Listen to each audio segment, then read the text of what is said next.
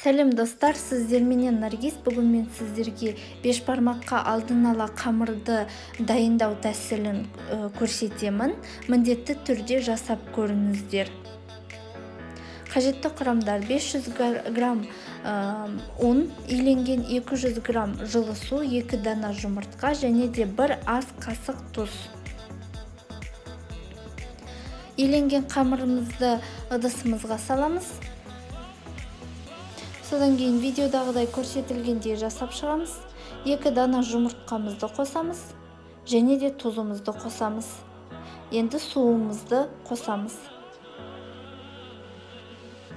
Видеодағыдай көрсетілгендей жасап шығамыз. Енді қамырымызды илей бастаймыз. Қамырымызды қаттырақ илесеңіздер жақсы болып шығады қамырымыз. Осылай қаттырақ басып алсаңыздар болады. Енді қамырымыздың иығанғанша жақсылап басып шығамыз. Осылай қамырымыз дайын болды. Енді 20 минуттай демалтқызамыз қамырымызды. Енді тағы да бір рет басып қойсаңыздар болады. Иығанғанша басып шығыңыздар. Енді 2-ге бөлеміз. Содан кейін тағы да иығанғанша 5-10 минуттай бассаңыздар жеткілікті. Содан кейін тағы да 20 минутқа демалтқызамыз. Енді қамырымызды жая бастаймыз. Ұнымызды саламыз екі жағынан. Және де қолымызбенен қамырымызды басып шығамыз. Видеодағыдай көрсетілгендей жасап шығамыз.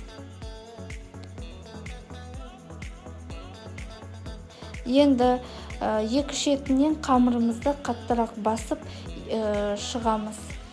Жаямыз, яғни қамырымызды. Осылай жақсылап қамырымызды жайып біткеннен кейін қамырымызды екі шетін бір-біріне қосып, тағы да бір рет қамырымызды жинап кесе бастаймыз қамырымызды.